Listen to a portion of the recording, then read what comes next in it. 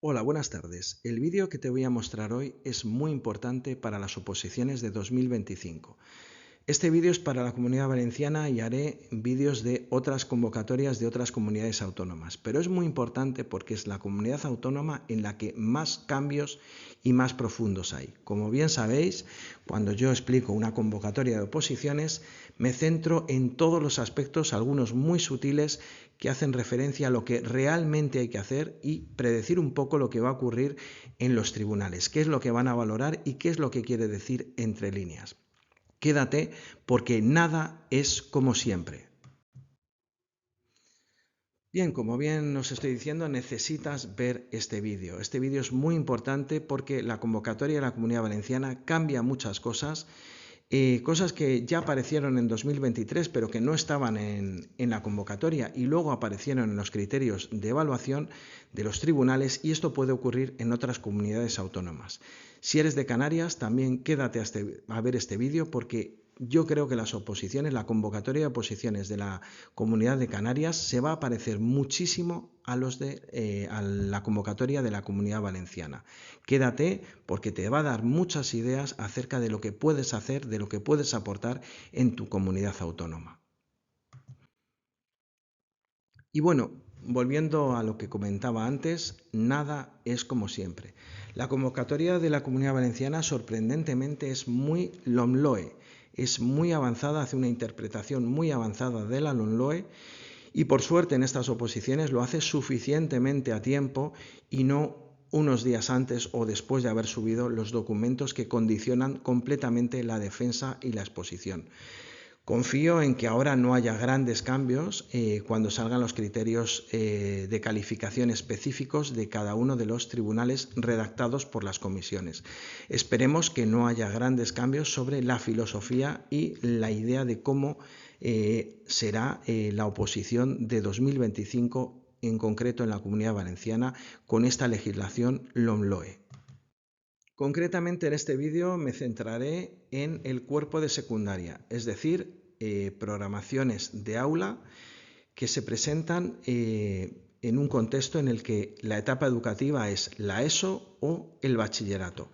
Si queréis que haga más vídeos de otras comunidades autónomas o de otros cuerpos, como por ejemplo formación profesional, artes escénicas, etcétera, podéis ponérmelo en comentarios.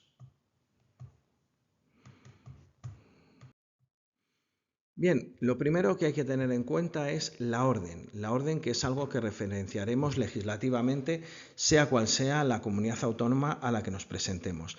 La orden es legislación que hay que tener en cuenta y condiciona el proceso selectivo, es decir, condiciona la norma y cómo vamos a presentar los documentos, escribir los temas, realizar los prácticos, exponer, defender, presentar y preparar tanto la defensa de la programación de aula, como es en la Comunidad Valenciana, como en las situaciones de aprendizaje. Muy importante tener este referenciado legislativo, que en nuestro caso será la Orden 1 de 2025 de 28 de enero.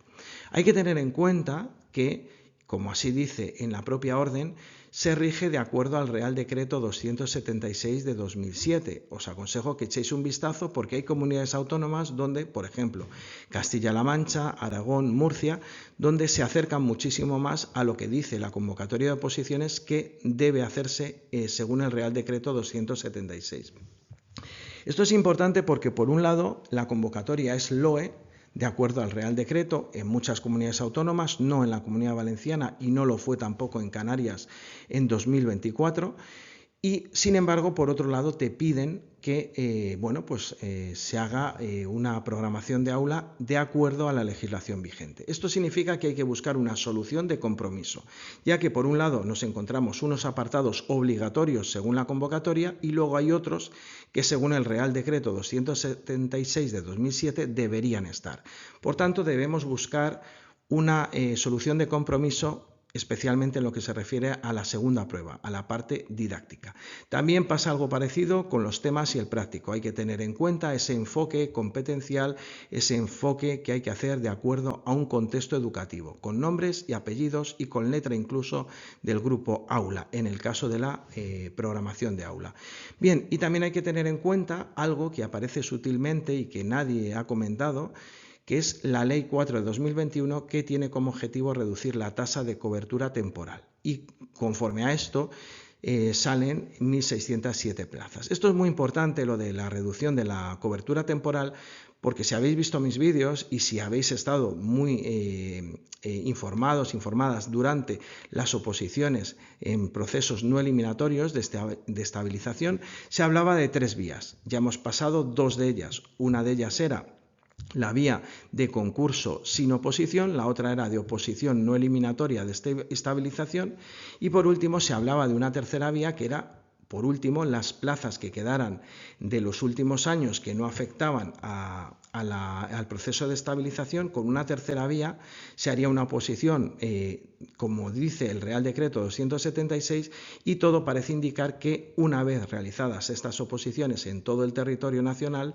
lo que va a ocurrir es que se debe haber llegado a esa tasa de temporalidad del 8%. También ya empieza a haber movimiento en lo que se refiere al cumplimiento del proceso de estabilización, ya que no queda otra. Pensemos que todas las personas que estuvieran en fraude de ley cuando se inició el proceso de estabilización, en teoría no podrán comenzar el curso próximo, ya que pues tendrían que firmar una vacante, una situación de vacante en unas circunstancias en las que no se contempla según la estabilización. Esto es importante porque aparece como tal en la convocatoria. Yo os animaría, si estáis en una situación en la que lleváis más de 3 años seguidos trabajando, haciendo sustituciones o vacantes de todo el curso, o sustituciones de larga duración, que ya llevéis más de 3 años en total trabajados, y sobre todo si ya estabais en fraude de ley cuando se inició el proceso de estabilización en 2022, yo os aconsejaría que os tomarais muy en serio estas oposiciones. Son unas oposiciones en las que en la propia letra de la orden aparece claramente que lo que se pretende es reducir esa tasa de cobertura temporal.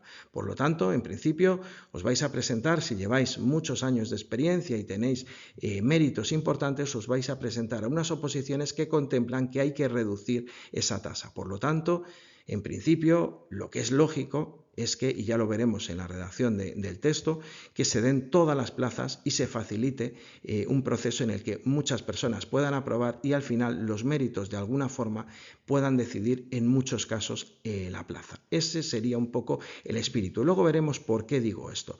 Como podéis ver, bueno, el número de plazas tampoco es que sea un año especialmente relevante, pero sí que es verdad que en los años anteriores, tanto en proceso de oposición no eliminatoria como de concurso sin oposición, se han dado muchísimas plazas, se han cubierto muchas plazas con personal funcionario. Por lo tanto, es como si os presentarais por tercera vez y os hubierais quitado a un montón de personas que ya tienen la plaza y que tienen muchísimos méritos, y por lo tanto no os van a quitar esas plazas a las que os presentéis.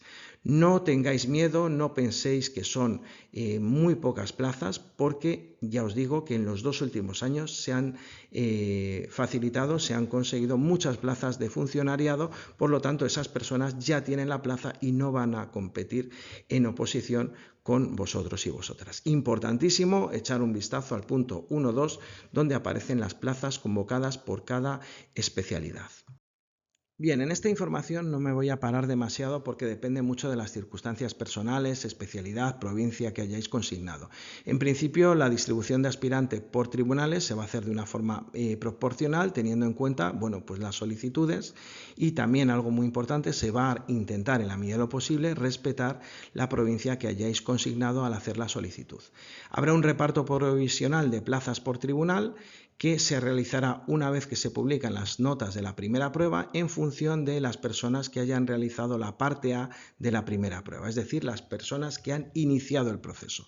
Después hay un reparto posterior de las plazas restantes que pueden surgir de tribunales que no den todas las plazas o de alguna plaza que sea, por ejemplo, para algún otro tipo de acceso que no se hayan cubierto y por lo tanto se den en el régimen general.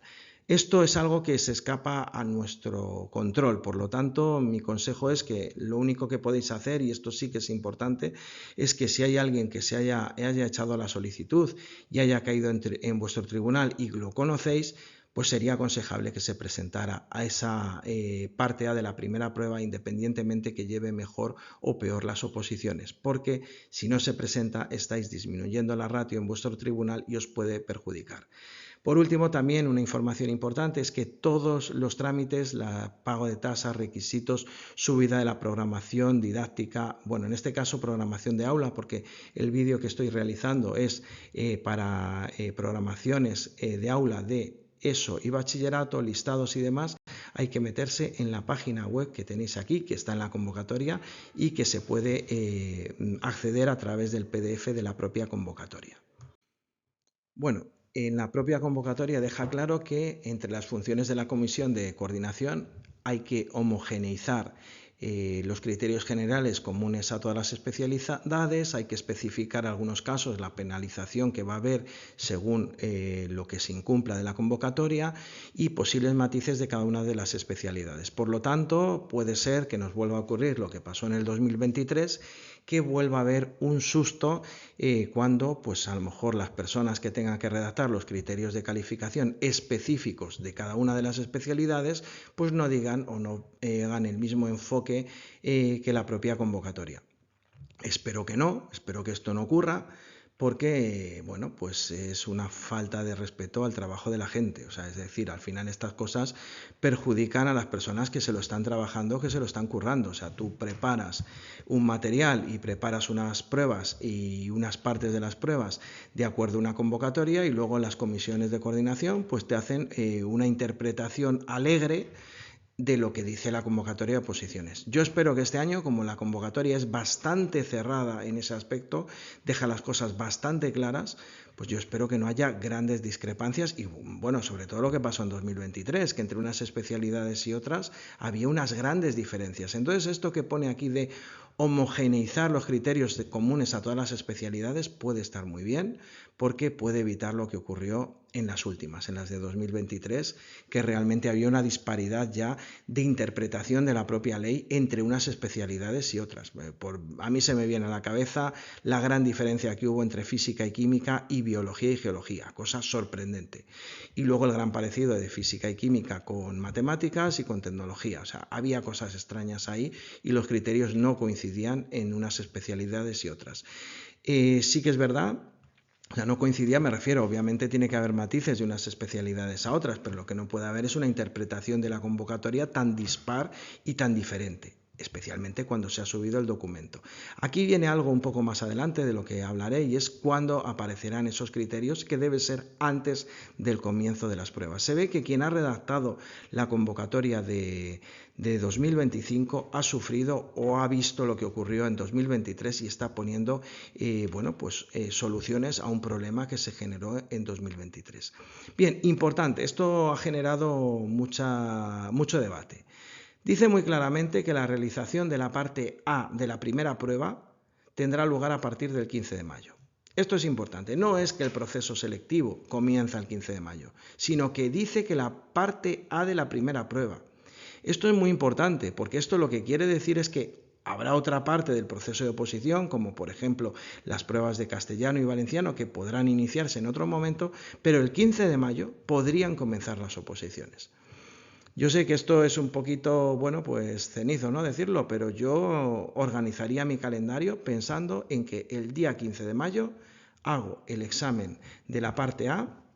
Incluso me podrían hacer el llamamiento ese mismo día para hacer la parte B de la primera prueba. Os recuerdo que los llamamientos se hacen cuando ya has dejado la sede de la oposición. Si tú estás presente en ese momento y todas las personas están haciendo una prueba, podrían ser llamadas para inmediatamente hacer la siguiente. Eso es algo que puede ocurrir y de hecho ocurrió en unas oposiciones, concretamente las de 2009, con la entrega de un documento, que era la programación didáctica en aquel momento. Entonces, mucho cuidado, que los llamamientos, luego lo comentaré, deben hacerse con al menos 14 horas de antelación, pero sí hay que llamar a la gente. Si la gente se ha ido a su casa, pero si permanece en la sede, no hay que hacer dicho llamamiento. Bien, lo dicho, una vez que comienzan las actuaciones ante el tribunal, los sucesivos llamamientos deben hacerse con 14 horas de antelación. Mucho cuidado con esto, porque al final las oposiciones de los últimos años están siendo, bueno, realmente increíbles, ¿no? O sea, se dio el caso en Canarias de que hubo llamamientos el viernes para hacer exposiciones el domingo y hubo personas que tuvieron que desplazarse en vehículos de unas islas a otras, en vehículos privados, es decir, con barcos de algún familiar o de algún pescador que les facilitó, pescador en un caso concreto, que les facilitó el desplazamiento de una isla a otra. Y bueno, quien le pillara en la península, pues obviamente no llegó. Mucho cuidado con esto, porque hay que estar muy pendientes de los tablones de anuncios el viernes a última hora. El tablón de anuncios y luego las publicaciones en la web oficial, pero yo estaría muy pendiente a la sede porque no quiero que haya ningún tipo de descuido. Ante cualquier duda es preferible presentarse, es decir, si por ejemplo hay un llamamiento para comenzar con las defensas y exposiciones y en la lectura de ese llamamiento hay la más mínima duda acerca de si nos tenemos que presentar todo el mundo o solo las personas del primer día, yo acudiría por si acaso. Bien, importante, ¿dónde se van a publicar y cuándo se van a publicar estos criterios de evaluación? Esto me interesa muchísimo porque obviamente como preparador a mí lo que me interesa es que las oposiciones sean lo más justas posibles. Esto que no le quepa la menor duda a nadie. Yo preparo a la gente lo mejor que puedo, lo mejor que dadas sus circunstancias pueden ir a las oposiciones y a mí lo que me interesa es que haya unos criterios de evaluación, unos criterios de calificación de los tribunales lo más justos posibles. Y por lo menos que se conozcan a tiempo. O sea, esto es algo fundamental. Entonces, bueno, pues es importante que estos criterios de evaluación siempre se publicarán en los tablones de anuncios y en el portal web, pero muy pendientes porque se pueden publicar antes, siempre se publican antes en el tablón de anuncios y luego se suben. Con anterioridad al inicio de las pruebas. Cuidado con esto porque, claro, ¿cómo interpretamos esto? Está claro que tú vas a hacer el examen del tema antes, vas a conocer esos criterios, pero ¿con cuánto tiempo de anterioridad? Eso no lo indica. Por lo tanto, esta frase se puede interpretar de diferentes maneras. Con anterioridad al inicio de las pruebas, espero que ahí se entienda que hay que decir los criterios de calificación de la programación de aula que se va a entregar antes de que finalice el plazo de subirla. No sé, ¿ustedes qué opinan? Yo tengo muy claro lo que pienso al respecto. ¿Y usted qué opina? Los criterios de calificación deben estar antes de subir el documento y durante el periodo de subida deben estar clarísimos. Menuda, la que hicieron en el 2023. Es que el proceso de oposición debe ser lo más justo posible para que aprueben los que realmente han preparado la oposición bien y los que llevan bien la oposición. No que sea una suerte de azar en la que en el último momento se cambien las reglas del juego. Y eso beneficia a quien no las lleva preparadas. Esperemos que este año yo, por la redacción de la convocatoria, creo que no hay cabida para determinadas cosas que habían venido ocurriendo en los últimos años. Lo único que espero es que, dado que la convocatoria es bastante cerrada en los criterios, bueno, pues no haya grandes sorpresas en lo que se refiere, bueno, pues a luego los criterios concretos, o sea, los concretos de cada especialidad. Confiemos en que esta anterioridad al inicio de las pruebas se refiera en general a todas las pruebas, es decir, que si el día 15 de mayo comienzan las oposiciones, un poquito antes se conozca qué tipo de criterios de calificación va a tener cada uno de los tribunales. Esperemos que sea así, esperemos. No obstante, a la gente a la que preparo ya sabéis que os enseño todas las circunstancias que pueden darse y más con la experiencia de 2023 y 2024 en oposiciones con legislación LOMLOE. Bueno, y hay unos aspectos generales. Realmente la convocatoria tiene ahí unas mezclas un poco extrañas, ¿no? Es decir, me parece que mezclan las pruebas y mezclan las partes de las pruebas, pero bueno, habla de que los criterios de evaluación dirán y darán unas orientaciones acerca de lo que evaluarán los tribunales en cada una de las partes de las pruebas. Por lo tanto, están afirmando que habrá unas orientaciones de la primera prueba, la parte A y la parte B, y la segunda prueba, la parte, bueno, en general, porque es una calificación global, pero sí que cada una de las partes, que es la presentación, la preparación, la defensa, la exposición y la ronda de cuestiones del tribunal.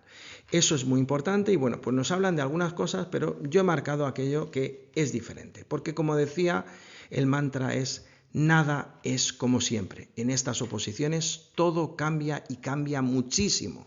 Entonces, los conocimientos suficientes sobre la especialidad, bla, bla, bla, esto siempre ha estado. Pero hay que hacer algunos aspectos como es la organización del aprendizaje del alumnado, aspectos psicopedagógicos, dominio de técnicas de trabajo para impartir las áreas, etcétera, etcétera. Por lo tanto, cuidadito porque en todas las pruebas hay aspectos didácticos, en todas, en tema, en el práctico o problema según las especialidades y en la parte didáctica, como no podría ser de otro modo. Bien, también dentro de esos criterios de evaluación, pues hay que hacer unas habilidades necesarias para aplicar estos conocimientos. Esto se refiere especialmente a la prueba práctica en un contexto. El contexto es fundamental, el contexto. Claro, evidentemente, cuando hago una programación de aula, pues tengo que tener muy claro que me están pidiendo un instituto con nombre y apellidos. Un instituto real, existente, con un contexto concreto. Y claro, si es una programación de aula, debe ser de un grupo. Yo diría, pues mira, es de tercero de la ESO B, es de primero de la ESO A, es de primero de bachillerato modalidad tal B. O sea, yo diría hasta la letra, porque vamos al contexto concreto de aula. Evidentemente, cuando haya que hablar de aspectos generales de ese enfoque competencial y ese contexto en el práctico o en los temas, pues evidentemente es un contexto que se refiere más a la comunidad autónoma en la que os estáis presentando, Comunidad Valenciana. Pero, si conocéis alguna zona donde hay especiales dificultades y demás, se puede comentar.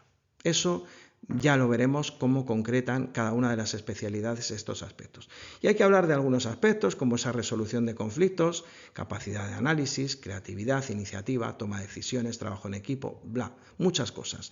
Pero esa resolución de conflictos, luego más adelante aparecerá gestión del aula, gestión del grupo, esto es fundamental.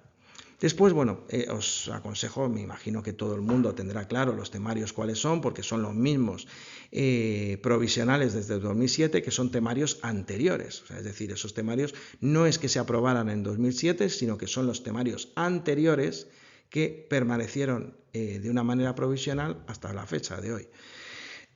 Bueno, pues esos temarios revisarlos por si hay alguna cosa y lo más importante, esos temarios, aunque no tienen epígrafes, porque esos temarios no se hicieron con la idea de hacer epígrafes claros, sí que es verdad que todo lo que aparezca en el título del temario de cada uno de los temas debe estar redactado, aunque sea algo muy ínfimo, aunque sea algo muy poco importante. Si está en el título, debe tratarse en el desarrollo del tema. Os recuerdo que estamos en una situación en la que, bueno, pues la oposición consta de 2 pruebas de carácter eliminatorio y que, bueno, la primera prueba, evidentemente, es la que significa, como en el vídeo que yo hacía de las etapas de ciclismo, ¿no? La primera prueba suele marcar la diferencia de quién pasa y quién no, con pocas diferencias de notas, salvo alguna excepción, y por último luego está la parte didáctica, que es la que marca las grandes diferencias en las notas. No perdáis de vista que efectivamente hay que pasar la primera prueba, pero hay que aprobar todas las pruebas para obtener la plaza, que es algo que muchas personas pierden esa perspectiva. Carácter eliminatorio, y en el orden siguiente. Bien, lo primero que vamos a ver es la primera prueba. Yo ya sabéis que soy preparador de la parte didáctica y legislación, pero cada vez me encuentro más dudas, más preguntas. Cada vez a la gente que preparo, que aunque colabore con algunas personas que preparan los temas y los prácticos, sí que es verdad que me hacen muchas preguntas acerca de legislación y de contexto educativo y de enfoque competencial y de inclusión en los temas y en los prácticos, porque cada vez se van impregnando más, y así lo veremos en la convocatoria, se van impregnando más de ese enfoque. La primera prueba, importante, hay que finalizarla completa para que se considere que la persona se ha presentado de cara a acceso a bolsas de trabajo.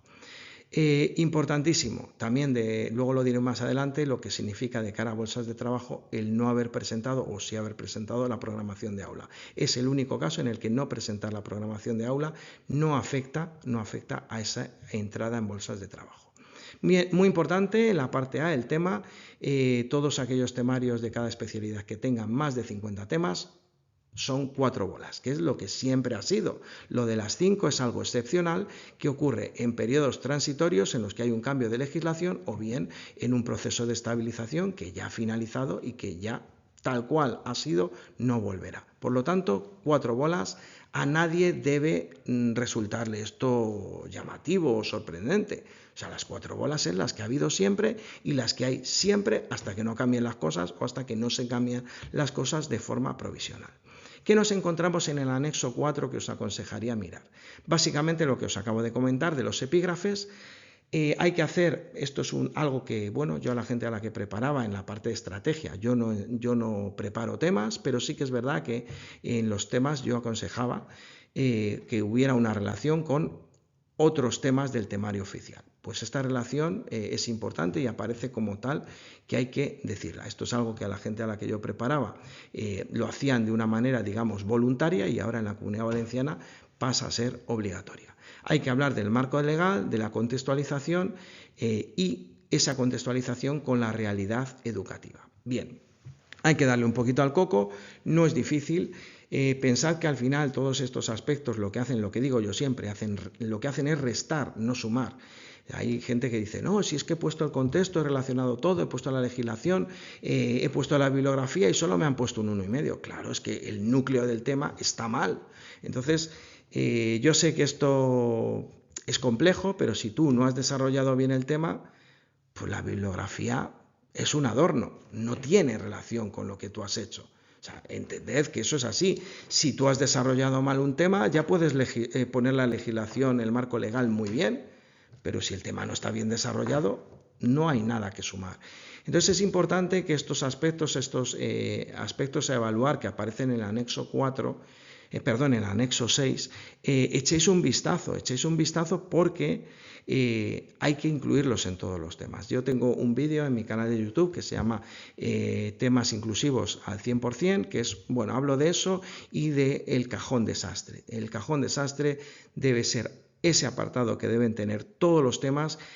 Ese cajón desastre debe adaptarse a cualquier aspecto novedoso que pudiera haber. Esto lo digo en septiembre a la gente a la que preparo, incluso en junio o julio, pero os lo digo ahora, que sería muy aconsejable que tuvierais un último apartado en el que veáis algunos aspectos como, por ejemplo, relación con otras materias, con otras áreas de conocimiento, posibles ampliaciones del tema, relación del tema con nuevas tecnologías, con competencia digital y, por supuesto, la legislación y contexto educativo. Inclusión, qué dificultades puede encontrar el alumnado en esos temas desarrollados.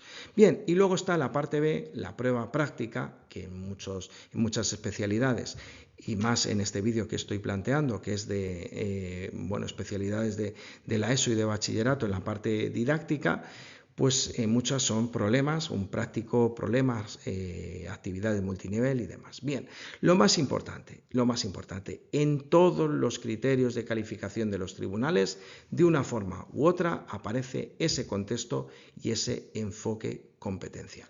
Bien, tenéis que hacer un esfuerzo, tenéis que esforzaros en que cuando hagáis el práctico, cuando resolváis el problema, una vez realizado ya tenéis la mitad de la nota.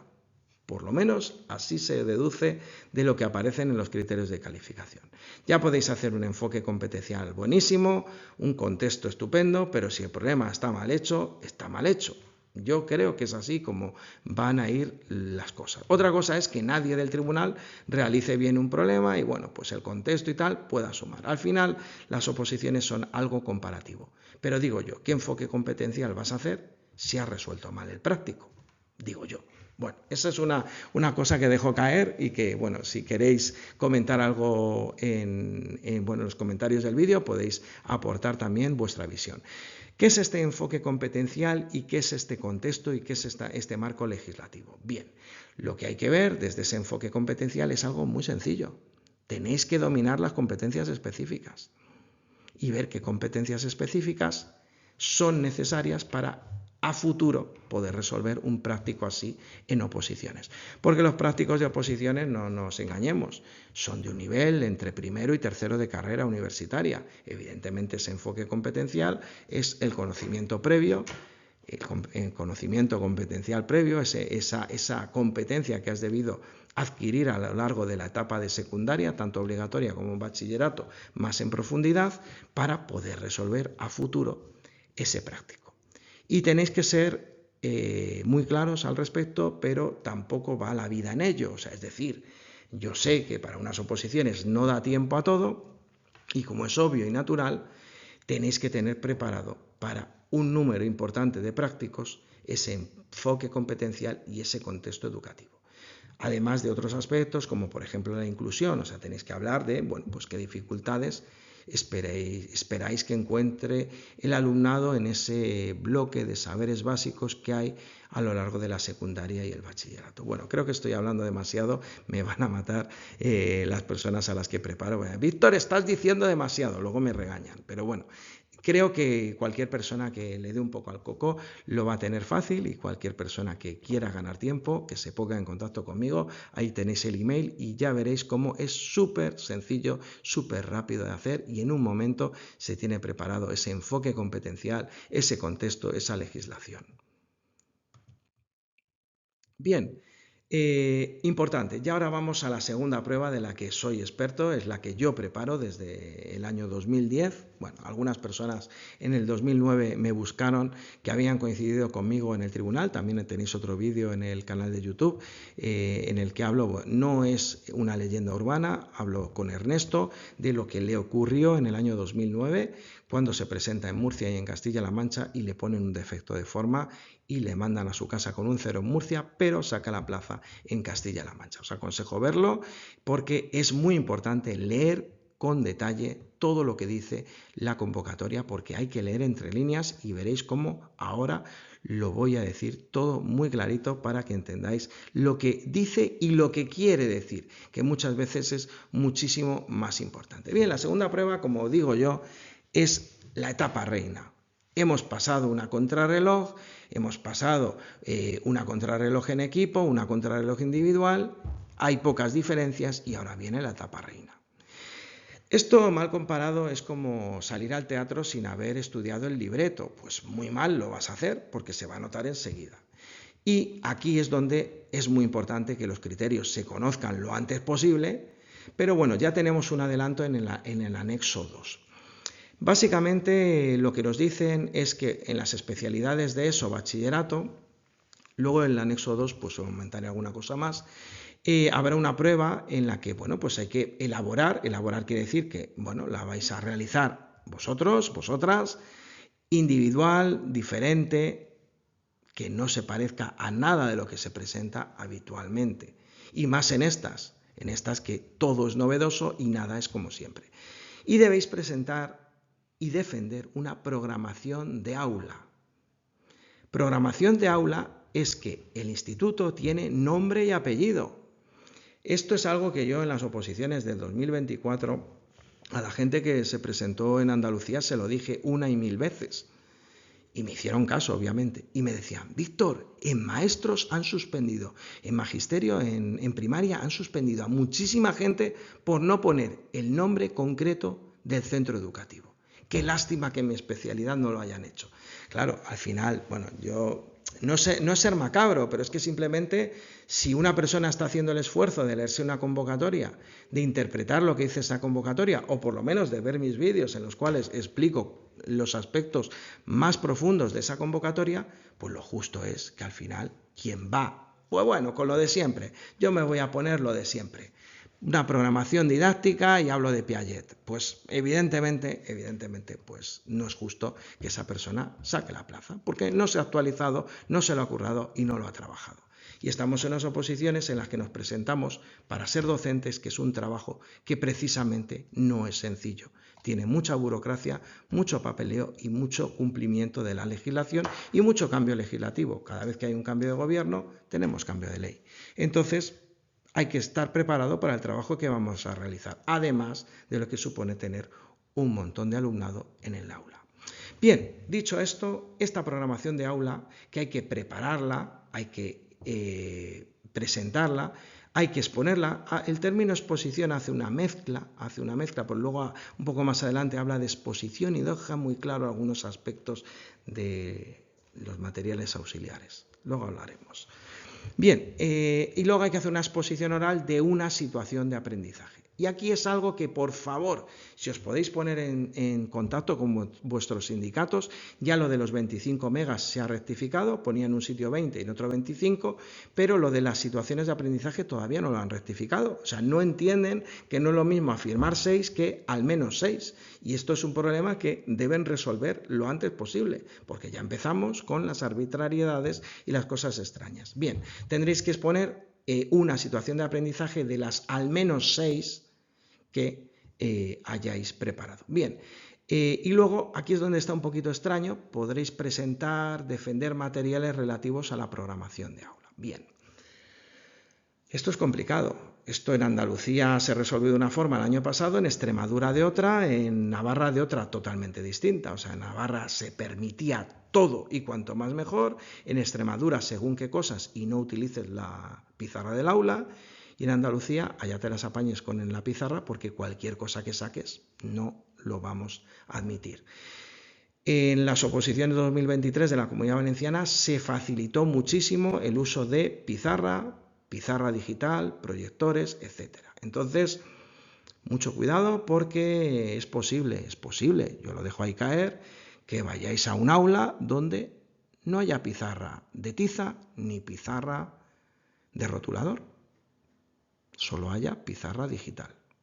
Eso puede ocurrir. Y enseguida, bueno, tenéis vídeos en mi canal de YouTube, los he ido subiendo así un poquito de coña, porque digo, bueno, vamos a grabar en una pizarra digital alguna de las cosas que hago en el aula. Bueno, pues ya lo tiene ahí el alumnado que se meten a mi canal y lo ven, pero fundamentalmente el objetivo del último vídeo, el penúltimo de mi canal es, bueno, pues una situación de aprendizaje muy sutil, muy ligerita, pero que podría ser el producto final de una situación de aprendizaje en la que hubiera que hacer una investigación más profunda, que es, bueno, pues decoro mi jardín, ¿no? Esa es la situación de aprendizaje. Entonces, en esa situación de aprendizaje explico, y hay partes que también lo explica el alumnado, con pizarra digital. Entonces, muy importante porque os puede ocurrir eso. Yo os aconsejaría, si estáis en contacto, dominarlas. Puede ocurrir también que tengáis una pizarra blanca en la que escribís con rotulador y una pizarra digital en la que podáis meter el USB y ver cosas. Y ahí cada persona tiene que prepararse de la mejor de las formas posibles, porque la mejor de las formas posibles al final es la forma con la que te sientes en una facilidad, una naturalidad mayor que en otras. Es decir, si yo escribo muy bien en la pizarra, escribiré mucho. Si escribo mal, pues intentaré evitarlo y buscaré las estrategias para escribir menos. Si a mí se me da muy bien aspectos audiovisuales, pues tendré que hacer alguna presentación que vaya sola y que no me sirva de orientación o guía durante la exposición. Eso, muy importante. Bien, importante. La exposición, dice, iniciando la exposición con la defensa de la programación de aula. Ahí hacen como una mezcla, llaman a todo exposición y luego la defensa de la programación, que no puede exceder de 30 minutos, y la exposición de la situación de aprendizaje. Bien, aquí hay algo muy importante. Me van a matar a las personas a las que preparo. Cuando los vea el jueves, en persona, porque hay algunas personas que las preparo de forma presencial, me matan, ¿eh? Yo lo digo aquí, podéis ponerlo en comentarios, Víctor, te vamos a matar. Porque, bueno, voy a decir algo muy importante. Esta convocatoria, entre líneas, deja ver que lo importantísimo son las situaciones de aprendizaje. O sea, quien tenga la menor duda al respecto, se va a pegar un golpazo cuando vaya a exponer y defender. ¿Por qué?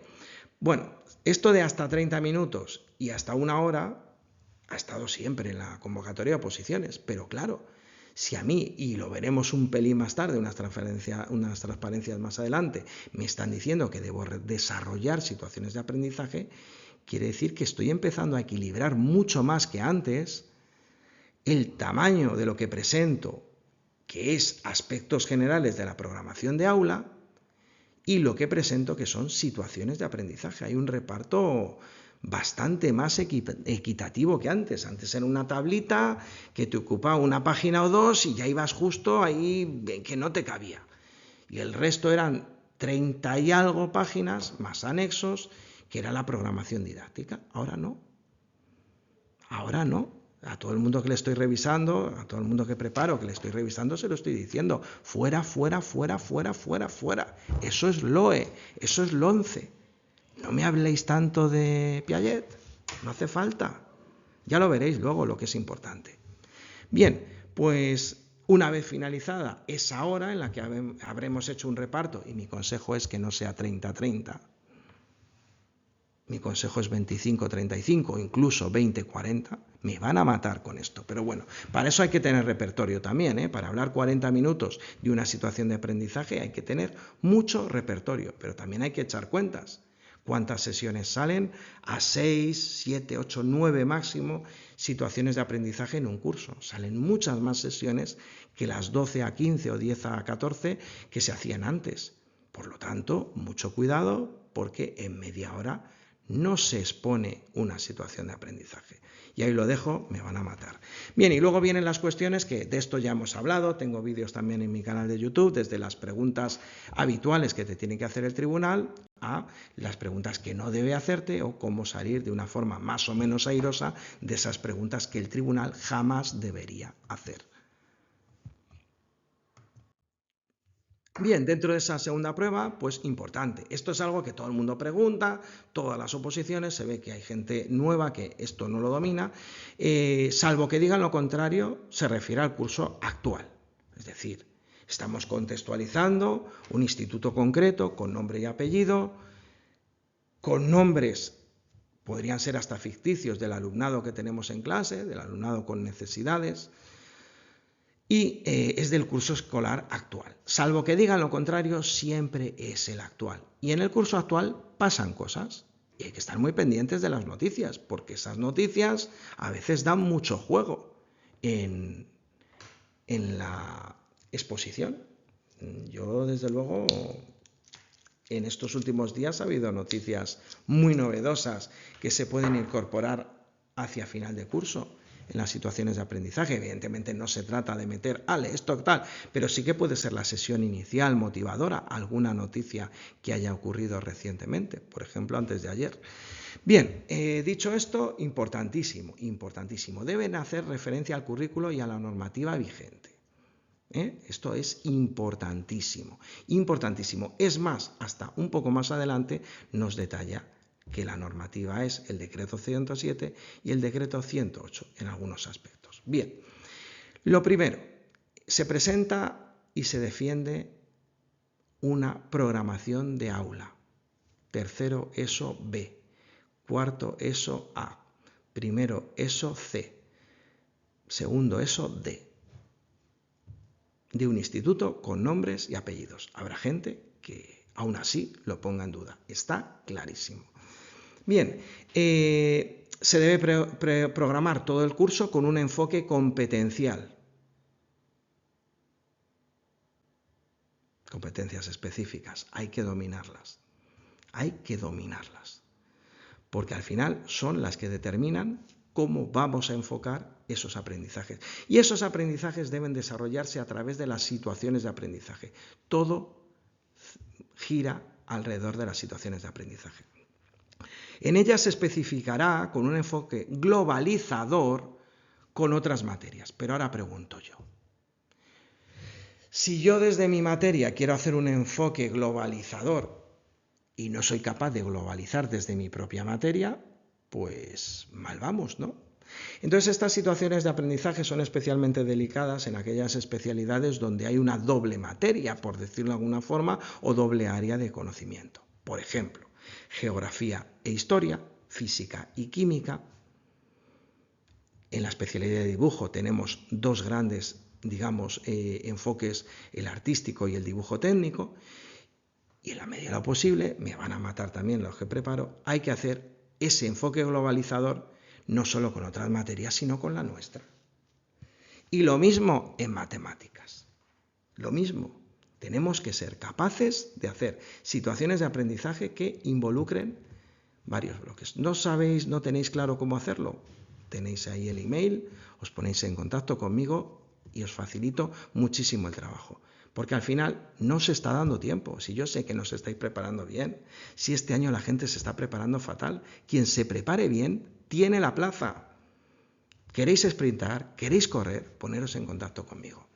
Estoy dando muchas pistas, el jueves me matan, el jueves me van a ver y van a decir, Víctor, has contado todos tus secretos, pero luego el vídeo, si el vídeo lo van a ver 4. El último vídeo que he subido lo han visto 22 personas, 22 que deben estar estudiando, el resto no sé qué hacen. Bueno, importante, aquí ruego disculpas por los ofendiditos y ofendiditas del departamento en el que mencioné en la charla del máster. Vamos a ver. Me voy a explicar bien. Si a mí me están pidiendo los criterios para gestión del aula, de mi aula, si yo quiero referenciar un libro, tendré que referenciar un libro como el que tenéis el vídeo, el de Olga Baello, el sistema de diques. Y si lo podéis entregar al tribunal, mejor. Y si podéis ver a Olga porque la conocéis y os lo firma, mucho mejor todavía. ¿Qué importancia tiene para la gestión de aula en tu materia un libro escrito por una profesora de lengua castellana que tiene alumnado en clase? Porque si yo necesito orientaciones, voy al departamento de orientación, obvio, saben más que yo. Mira, que tengo un grupo que no paran de hablar, hablan de matemáticas, pero no paran de hablar. ¿Qué hago? Y me dan orientaciones. Pero esas orientaciones, luego, quien le toca gestionar el aula es a mí. Eso es lo que quise decir. Y eso es lo que, bueno, pues parece que no gustó mucho. Bueno, yo lo siento mucho, pido disculpas. Yo creo que en el vídeo se ve claramente lo que quiero decir, es el valor para esta gestión del aula que me pide la convocatoria de la Comunidad Valenciana, que me pide el grupo, me pide el aula, me pide programaciones de aula, de mi aula, cómo gestiono el aula. Y el término gestión lo conocemos. Esto yo lo he aprendido por los departamentos de orientación.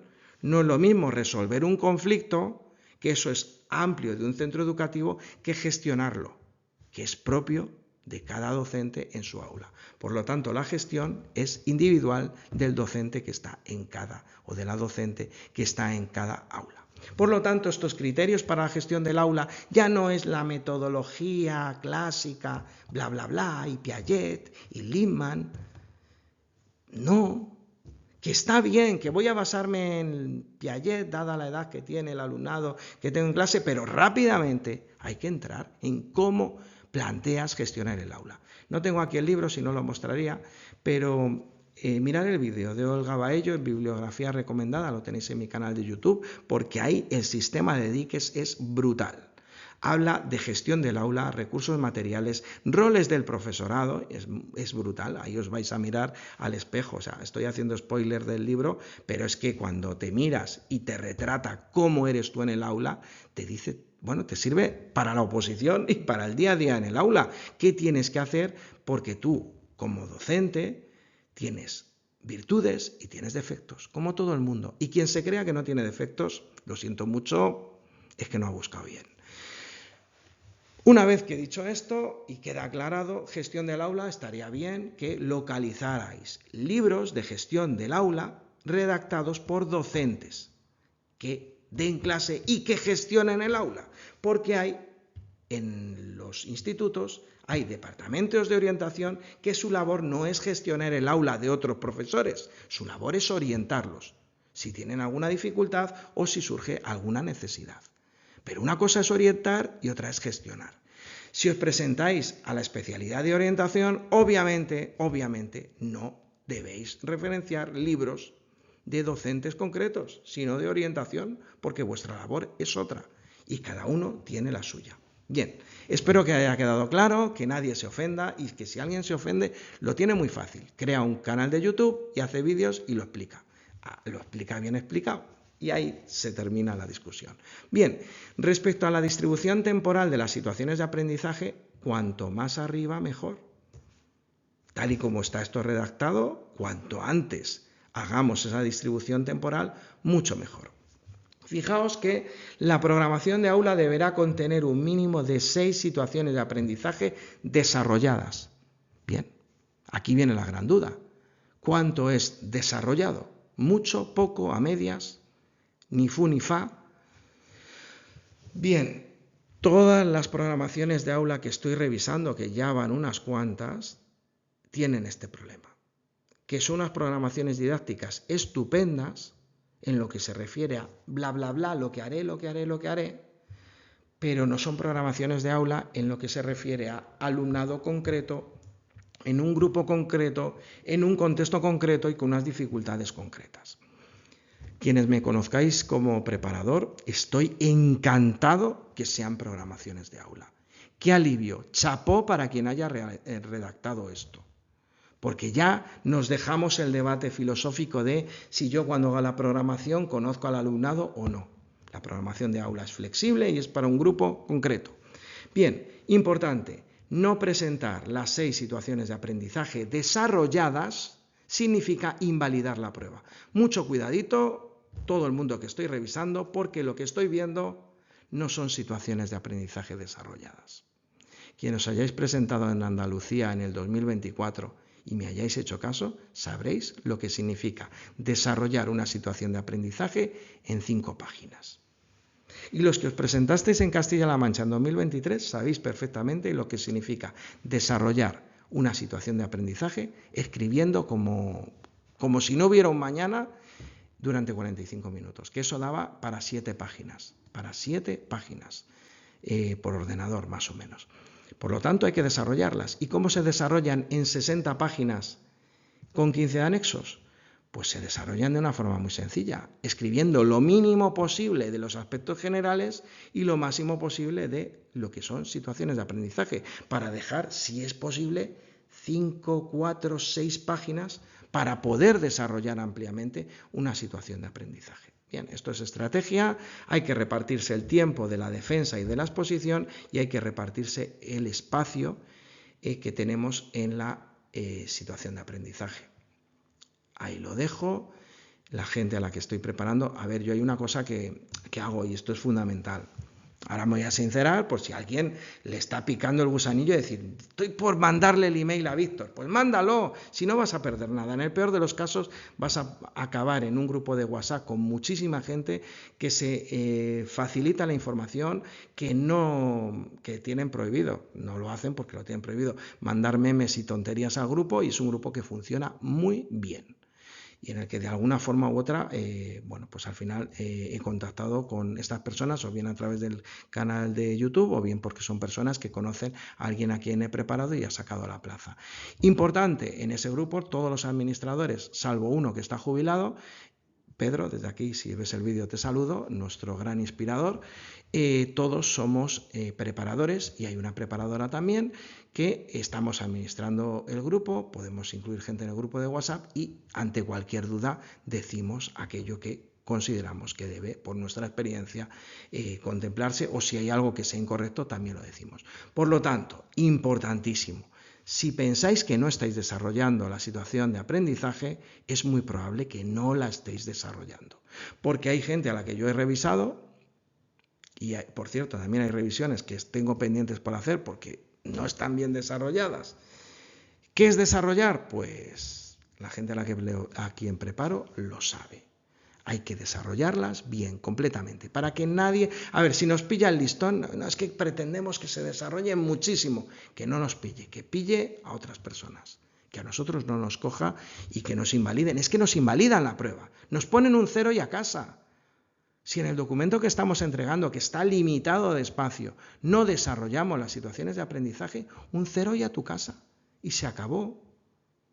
Bueno, pensároslo, que todavía estamos a tiempo, queda una Semana Santa por medio en la que se pueden hacer muchas cosas. Yo en Semana Santa, como bien saben quienes se presentaron en Andalucía, y tocó sufrir mucho, yo en Semana Santa no descanso, en los fines de semana no descanso. Como saben los que a quienes preparé en 2023 y nos encontramos el despropósito que nos encontramos en 2023, especialmente en matemáticas y física y química, yo los fines de semana tampoco descanso. Estoy accesible para cualquier duda que podáis tener. Por lo tanto, os invito a que os pongáis en contacto conmigo a través del email que tenéis en el vídeo, si pensáis que no estáis desarrollando las situaciones, porque si no las desarrolláis y entregáis 60 páginas y el tribunal considera que quien no llegue a desarrollar hasta aquí, fuera, te invalidan la prueba, un 0 y a tu casa. Cuidado con eso, Cuidado con eso, que estas no van de bla, bla, bla, Piaget, Lippmann, y emplearé materiales, bla, bla, bla. No van de bla, bla, bla. ¿Usted concretamente qué va a hacer en ese contexto? ¿Qué va a hacer motivador en ese contexto y no en otro? Ahora lo veréis, lo de y no en otro. Bien, vamos a entrar en el grano porque esta convocatoria nos quieren decir muchas cosas y nos dicen muchas cosas y hay que organizar, hay que estructurar esta información. Y además, recuerdo que lo que decía al principio es que hay que buscar una solución de compromiso. Es decir, por un lado, tengo una convocatoria LOMLOE que me establece unos mínimos apartados, pero tú te buscas la vida. Esa programación de aula que es LOMLOE tiene unos apartados mínimos, pero se rige por un real decreto, que a ver si en el último momento se van a acordar de eso, del 276 de 2007. Entonces, bueno, importante, hay que buscar esa solución de compromiso, pero hay que tener claro qué es lo obligatorio. Entonces, en esta segunda prueba, que hay que preparar y exponer una situación de aprendizaje relacionada con la programación de aula presentada, nos dan otra opción. Esto hay gente que se asusta y dice, Víctor, ¿pero qué quiere decir esto de o a partir del temario? Pues muy sencillo, tú vas a presentar una programación de aula que tiene por obligación el desarrollo de al menos seis situaciones de aprendizaje, o tienes una opción B, presentas eso, defiendes la programación de aula y luego, de entre todos los temas, pongamos que tienes 71 temas en tu especialidad, sacan 3 bolas y haces una situación de aprendizaje de una de las 3, de los temas que tiene un nivel de primero a tercero de carrera. Imposible, nadie ha hecho eso, nadie absolutamente, porque la hora de encerrona puede ser mortal. ¿Cuántas situaciones de aprendizaje de todos los temas de tu especialidad vas a prepararte para tener unas garantías de que te salga bola? Eso es imposible. Y más cuando te han pedido hacer al menos 6 situaciones de aprendizaje desarrolladas. Bien, aquí es donde viene el problema y donde, bueno, yo ya se lo he dicho a mi sindicato, por favor, si estáis afiliadas a un sindicato, es un consejo que os doy cuando iniciáis un proceso selectivo, porque surgen muchas cosas que pueden pasar y que es bueno tener un asesoramiento. Por favor, decirles que quien tenga que hacer la corrección de errores, igual que se ha corregido lo de 20 megas en un sitio, 25 en otro, y han puesto 25 como debería ser, aquí dice el contenido de una situación de aprendizaje de su propia programación de aula de entre 3 extraídas al azar de las 6 desarrolladas en la programación didáctica, en la programación de aula. No, debería poner de las al menos 6 desarrolladas en la programación de aula. Por favor, esto hacérselo llegar a vuestros sindicatos, porque no se puede iniciar una oposición sin saber si son 6 o son al menos 6.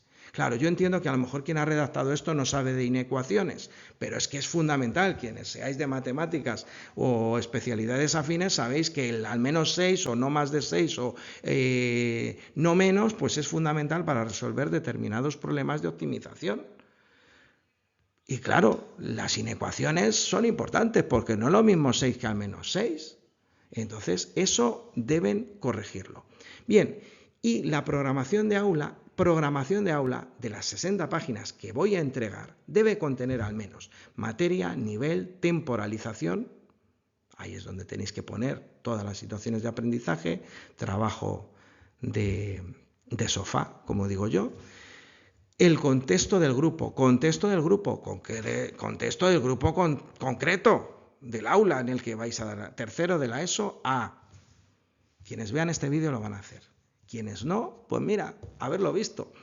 Y las situaciones de aprendizaje adaptadas a las características del grupo. Esto debe ser un mantra. Me matan el jueves, os lo digo, el jueves me van a matar. Menos mal que hay unas diapositivas que no he hecho y las voy a añadir, y esas las añadiré para la gente a la que preparo. Bueno, si me ponéis algún comentario original, proactivo, como se suele decir, pues a lo mejor hasta me lo pienso y os doy el acceso. Va a tener la gente a la que preparo va a tener alguna transparencia más. Tranquilos, no me matéis el jueves. Es importante que estas situaciones de aprendizaje deben estar adaptadas a las características del grupo, y esto debe ser un mantra. No puede ser igual una situación de aprendizaje en Guardamar que en la Marina Alta, en Gata de Gorgos. No puede ser igual que en Alcoy, que en Concentaina. No puede ser igual. Entonces, características del grupo. Tenéis que el mantra de decirlo una y otra vez. De acuerdo a las características del grupo, esto es innovador, esto es motivador, esto supone un centro de interés, que eso en Andalucía fue fundamental. Importantísimo. Situaciones de aprendizaje adaptadas a las características del grupo y desarrolladas, que a la gente que le estoy preparando no estaban del todo desarrolladas. En algunos casos, prácticamente nada. Bien, y luego, cada situación de aprendizaje, lo anterior es la programación de aula. Importante, no voy a volver a la transparencia, si eso volvéis. Es importante, faltan cosas, ¿no? Faltan cosas, hay que decirlas muy de ligeras. Porque hay una cosa muy importante. ¿Cómo voy a hablar de saberes básicos si no los he definido anteriormente? Si no he dicho dónde están en el contexto legislativo. Entonces hay que medir, y mucho, lo que es programación de aula y lo que son situaciones de aprendizaje, porque hay que desarrollarlas. Y desarrollarlas significa un título, ya sabéis lo que digo yo acerca de los títulos, una descripción, una justificación, claro, desde el punto de vista del contexto. Las competencias específicas y los criterios de evaluación vinculados, el verbo vincular ya lo tenéis que vincular a vuestra forma de exponer. Hay que usar los verbos que dice la convocatoria y los verbos que dice la legislación. Hay que evaluar la propia práctica docente. A quienes preparo tenéis unas ideas que son bastante originales y bastante creíbles a la hora de realizar la exposición. Ahí lo dejo. Y luego los saberes básicos que hay que movilizar. Todo el mundo ahora tiene que movilizarse para utilizar este verbo. Emplear el verbo movilizar. La gente a la que preparo sabe perfectamente este verbo movilizar, para qué lo utilizo, porque es fundamental. Pensad que en el tribunal va a haber gente mayor, gente a punto de jubilarse, gente que haya visto ya la LOCSE, la LOE, la LONCE y la LONLOE. Y este movilizar nos permite que nos entienda todo el mundo. Y que crean en lo que estamos haciendo, porque esto es muy importante. Yo puedo exponer y decir algo maravilloso y que el tribunal no se lo crea, o que se lo crea la gente más joven. Pero es que tengo 2 personas a punto de jubilarse, que se iban a jubilar y les ha tocado ser tribunal. Menuda mala leche te debe poner eso, ¿no? Pues a esas personas hay que contentarlas también. Y tienen que entender y tienen que ver creíble lo que estáis haciendo. Pues ahí es donde están los verbos. Movilizar, para la adquisición de esas competencias específicas. Y también hay que hablar de la organización, secuenciación de las actividades, distribución del tiempo, y hay que hablar así. Antes hablaba de temporalización, ahora habla de distribución del tiempo dentro de las situaciones de aprendizaje desarrolladas. ¿Cómo no vas a decir qué vas a hacer en cada sesión? Si te están diciendo cómo distribuyes el tiempo, si es que dan casi ganas de distribuirlo por minutos, más que por sesiones. Nos están dando unas pistas muy claras de lo que quieren. Sesión 1, sesión 2, sesión 3, sesión 4. Eso no da tiempo en 30 minutos. Medidas de respuesta para la inclusión. Importantísimo. De esto, bueno, esto ya no es una novedad. Y conforme a lo establecido en el artículo 22 del decreto 107 y en el artículo 23 del decreto 108, uno para la ESO y otro para bachillerato. Estos artículos los vamos a ver en detalle las personas a las que preparo, porque ahí entra una tercera contradicción. Tenemos el Real Decreto 276 de 2007, tenemos la convocatoria y tenemos pequeños matices con el decreto 107 y el 108. Por cierto, no olvidéis que hay un 66. Legislación autonómica, la estatal, salvo para los descriptores operativos que ni siquiera se nombran en la convocatoria, para poco más sirve la estatal. Bien, como podéis ver, aquí está la transferencia, no voy a hacer spoiler de lo que verá la gente a la que preparo. Está esto aquí. Mirarlo, porque hay alguna pequeña incoherencia. No os asustéis tampoco, seguro que sabéis resolverla. Si habéis llegado hasta aquí en el vídeo, seguro que sabéis resolver esa incoherencia. Bien, y aquí viene otra cosa muy importante, la gente echando cuentas, pues yo si hay que subirlo el 3 de junio, pues según me haya salido el tema, pues corro más o corro... No, la programación de aula debe estar ya. Fecha límite, Semana Santa. Más tarde Semana Santa no puede estar la programación de aula, porque luego estáis en la recta final. Bueno, ya estamos en la recta final, pero me refiero a la parte de la recta final de temas y la parte de recta final de práctico. Entonces, poneros siempre el peor de los casos posibles. 15 de mayo hago el tema. 15 de mayo hago el práctico. No va a ser el 15 de mayo. Que nadie diga, Víctor ha dicho. No estoy diciendo. Es que tú en el calendario te digas que el 15 de mayo tiene que estar ya todo hecho.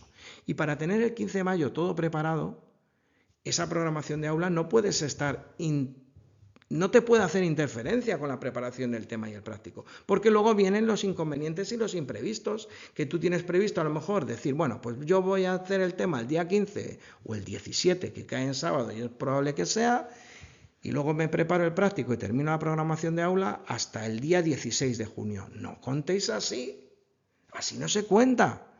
Contad con que el tema y el práctico fueran el día 15 y el día 3 de junio debe estar subida.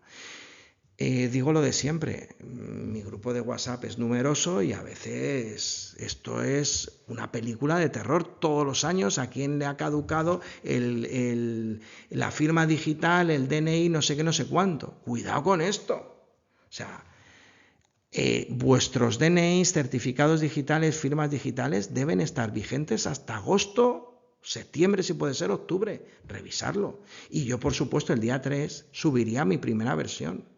Esto lo dije en 2023. Hubo una persona que le falló el sistema, no sé qué narices pasó y no pudo subir la programación, porque lo dejó no lo dejéis para el 16 de junio a la 1.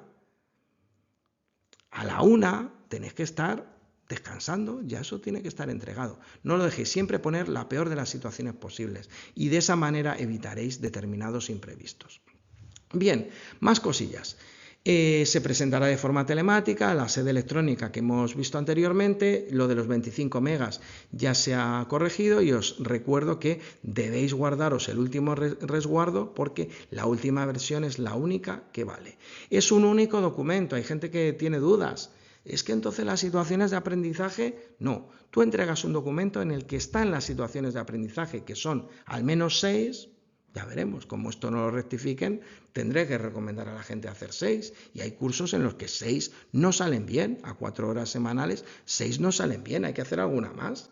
Si no, vamos, el tribunal, los que están a punto de jubilarse os van a reñir, porque eso es imposible. ¿Qué vas a hacer? ¿Un mes y medio de un curso de 4 horas? Eso no se expone tampoco en media hora, en 40 minutos, ni en 2 horas. ¿Veis dónde está el equilibrio, no? O sea, el equilibrio está en lo razonable. 4 sesiones semanales, no puedes hacer 6 situaciones de aprendizaje. No te da tiempo a exponerla. Queda claro, ¿no? Bueno, dicho esto, importantísimo, un único documento en el que deben estar la programación de aula, que en la parte general reducida a lo mínimo, por favor, fuera copia-pegas legislativos. Es que copiáis y pegáis todo. Si tiene que ser individual, diferente, de elaboración propia, si copiáis y pegáis la legislación. Eso está en las propuestas pedagógicas de los departamentos, si se han hecho bien, claro. No procede, hay que definirlas. Si no os quedáis a gusto, decir en qué diario oficial se ha publicado y en qué página se encuentra, en qué artículo hace mención a determinado elemento curricular. De los elementos curriculares no he hablado, pero algo habrá que decir, ¿no? No solo hablar de competencias, no solo con competencias y saberes básicos se puede hacer todo. Hay unos principios pedagógicos. ¿Qué es eso? Echar un vistazo. Están en la legislación, los principios pedagógicos están en la legislación. Bueno, y otras cosas como los objetivos de etapa, que están reducidos a lo mínimo y ya está. Bien, ¿qué más? No entregar significa renunciar al proceso selectivo, es decir, estar fuera de la oposición para obtener plaza, pero sí que permite entrar en bolsa. Entre otras cosas porque, bueno, ya sabéis que aprobar la primera prueba tiene un significado a la hora de entrar en bolsa en la mayoría de las comunidades autónomas. De todas formas, esto está en continuo cambio porque ahora mismo la situación es un tanto, hay mucha incertidumbre al respecto. Si no es de elaboración propia, 0 puntos. Es decir, esta gente que hace copia-pega legislativo no desarrolla las situaciones de aprendizaje y además de todo eso, es que fulanito lo he comprado por internet. Bueno, por cierto, por internet el otro día la gente a la que preparo me mandan un pantallazo. Víctor, ¿tú te crees que se puede consentir esto? Anuncio. Vendo programación didáctica para la Comunidad Valenciana. Digo, madre mía, solo con leer eso no la compréis, ni se os ocurra. Bueno, si alguien ha hecho semejante barbaridad y tiene una programación didáctica pagada a un buen precio y que no le sirve para nada, pues si la quiere convertir en programación de aula, pues podéis hablar conmigo, pero es que eso es muy triste. Tenéis que hacerla, si no, ¿qué vais a defender? Pero bueno, aún así, hay mucha gente que me está viniendo con lo siguiente, y esto sí que lo entiendo. Yo es que tengo mi programación didáctica del 2021 y es que la he defendido, la he expuesto, las unidades en su momento, y estoy, bueno, pues muy a gusto con esta programación didáctica que hice en su momento. La quiero actualizar, la quiero hacer LONCE al ONLOE. Escribirme un email y hablamos, ¿vale? Porque eso sí que me gusta. Si la habéis hecho vosotros o vosotras, sí que me gusta la actualización. Si la habéis comprado por ahí, es que eso es muy turbio, es muy feo. Luego al final se nota. Al final salís a defender un papel. Esto es como si sales a una obra de teatro, lo que decía antes, y te cambian el papel en el último momento. Y te toca hacer de, yo qué sé, de lo que no tocaba. Pues toca hacer de la Celestina y yo no lo tenía preparado, pues fatal lo haré, ¿no? Bueno, pues esa es un poco la idea, hay que defender vuestra propuesta en un contexto concreto. Bien, importante guardar ese resguardo. Las comisiones de selección deberán explicar qué penalizaciones van a aplicarse en el caso de que la programación de aula no se ajuste al anexo 2. Echar un vistazo al anexo 2, que no tiene desperdicio. Ese también lo dejo para la gente a la que preparo. Bien, y lo indicarán en esos criterios de evaluación. Y luego, por último, hay una comisión de coordinación que mirará la coherencia de las comisiones de selección de las distintas especialidades. Algo que se echó de menos en el año 2023, ¿no? ¿Y usted qué opina? Bien, y por último, el apartado tercero de todo este desglose que han hecho tan extraño, bueno, fíjate si hubiera sido fácil estructurarlo de otra forma, pero está muy bien porque esto significa que hay que currárselo. No está hecho, hay que currárselo. Bien, se dispondrá de 60 minutos para esa preparación de la situación de aprendizaje, lo que viene siendo la encerrona. A este momento hay que llegar con todo hecho. No se puede llegar con las cosas por hacer. Se debe emplear todo el material que se considere oportuno, pero por ahí lo pone que es sin conexión con el exterior. Cuidado, que hay gente que es que sin el móvil no es capaz de vivir. Y yo si no tengo el móvil no soy capaz de vivir. Pues cuidado con eso, porque si entra alguien del tribunal y os ve con un móvil, fuera, un 0 y a casa. Así se las gastan, que no se andan con tonterías. Bueno, pues como vosotros con el alumnado, espero, ¿no? El móvil fuera, a jefatura. Pues esas cosas son así, ¿no? Y entonces para esta exposición, que será pública, se podrá utilizar un ejemplar de la programación de aula idéntica a la presentada. A veces me preguntan, es que he visto un error, ¿puedo modificarlo? Ni se te ocurra, tal cual. Sales al ruedo y lo dices, aquí me he confundido, esto es esto. Y quedas mucho mejor porque si lo saben, si te han pillado ya. Recordad que hay una persona experta, seguramente en el tribunal habrá una persona experta en mirar si lo que tú expones y lo que has escrito está relacionado. Por eso es tan importante los términos frikis que digo yo. No voy a dar más pistas, tranquilos, el jueves no me matéis. Los términos frikis que llamo yo a la gente que preparo, porque tiene que estar todo previsto y no cabe en 4 hojas. En 5, no cabe. Tenéis que recortar ese copia legislativo, copia-pega. Ya sabéis, las frases resumen que digo yo, no voy a decir más. Y bueno, pues si habéis visto algún vídeo del 2023, de estos que estoy liberando y que no ve nadie, pues ahí a lo mejor tenéis la pista. El último vídeo que dejé es muy triste. ¿Solo 20 personas están preparando las OPOs? Pues si lo tenéis ahí a vuestra disposición, ¿no lo veis? El último vídeo. Pues en el último vídeo digo muchas cosas. Es verdad que es un vídeo que para la convocatoria de la Comunidad Valenciana no es muy útil, pero a lo mejor para Castilla-La Mancha sí. Pero, por ejemplo, ideas de esto de la frase resumen y tal, eso lo digo. Igual que los términos frikis de las temáticas y tal. No voy a decir más. Y también se podrá utilizar un guión que no excederá de un folio 2 caras. No deja claro, porque confunde en la convocatoria lo que es toda una exposición separada en una defensa y exposición. Madre mía, podríais haber utilizado otro término. Una exposición que engloba a una defensa y una exposición. Bien, volvemos a lo mismo.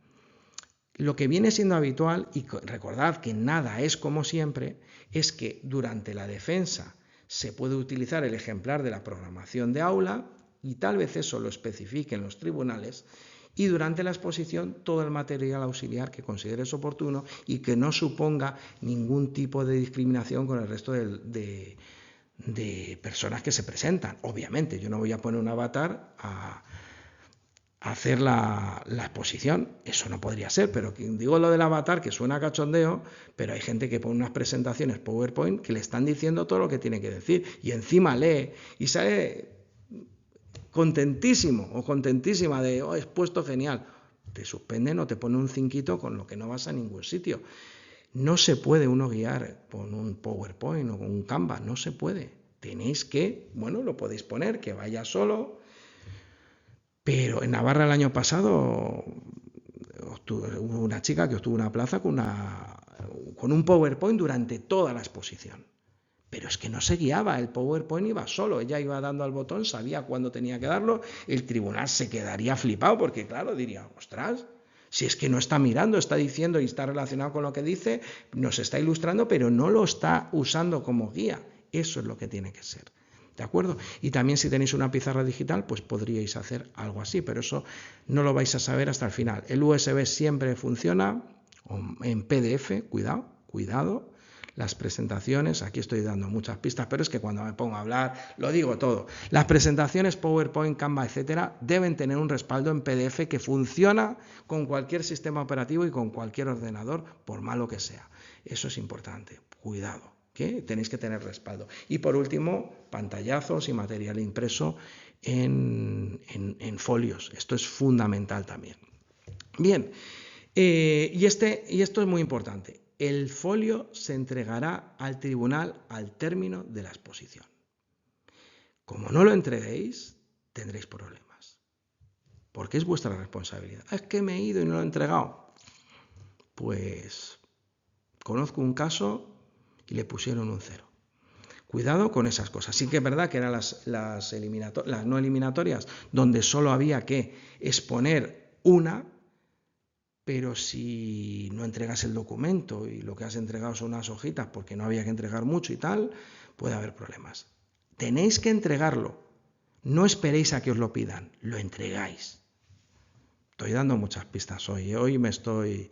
Pues imaginaros si os preparase lo que os contaría.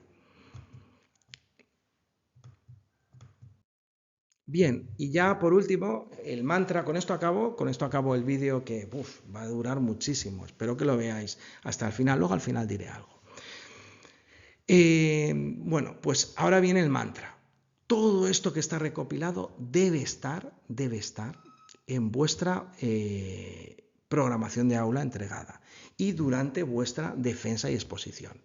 Ese enfoque competencial, ese desarrollo de las situaciones de aprendizaje y de los aprendizajes a través de ella, ese enfoque globalizador y competencial con otras materias, esos criterios para la gestión del aula. Mirad el vídeo de Olga, miradlo, por favor, de Olga Baello. Distribución temporal de las situaciones de aprendizaje que luego desarrollaréis, no quedéis ahí.